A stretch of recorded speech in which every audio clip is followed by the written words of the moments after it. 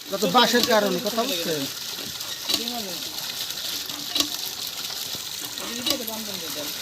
Flexibility আছে আপনার কাছে?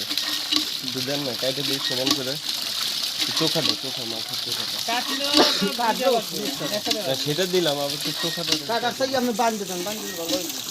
দেখা গেছে কলটা তুলো আর ওই যে টাক দিয়ে হান্দাই দিয়া আবার একটু শক্ত করে বাঁধতে দিলে এটাকে শর্ট করে দিলে হতো না? আমি সেটা বলি না, মানে দেখি কলটা দেখা যায় যে ধরুন 2-1 মাস পর কল লড়তে আছে বাড়ি দিয়া বাড়াই দিয়া আবার মরণ দিয়েছিল আবার শক্ত হয়ে যায় আর কাজ ফেলার তো হান্দাই পারবেন না। আপনি নেকড়াতে ভালো একটা বাঁধবেন।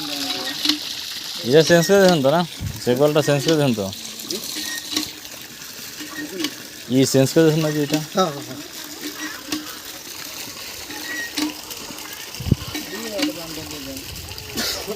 নতুন লাগাই দিচ্ছি।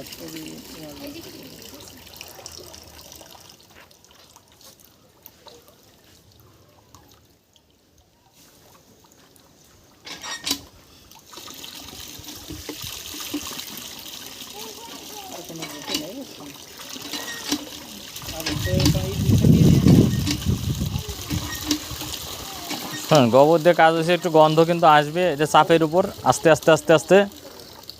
পরবর্তীতে লাইন চেঞ্জ করা যাবে, লাইন বলতে টিউবওয়েল শিফট করার শিফটটা পরে করবেন, কারণ হচ্ছে শিফটটা আপনি দেরি দেরি আপনি 6 মাস অন্তত সময় নেন, 6 মাস পরে যে কাজ করবেন, 6 মাস পরে যে কাজটা করবেন হবে তারপরে আপনি ফিল্টারতে যখন 6 সিজন পানিটা আসতেছে, আপনি মনে করেন যখন লাইন টানবেন দেখা গেলো মিস্ত্রি একটা অকারেন্স করবে, তখন আপনি আমারে ফোন দিবেন যে ভাই টিউবওয়েলটা কী করলেন।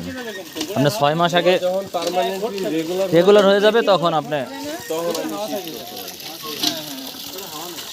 না হাওয়া না, ওই অল্প করলে হাওয়া থাকে যাবে, ভিতরে যে গ্যাস থেকে না ওই গ্যাসে হাওয়া কমে যাবে তো।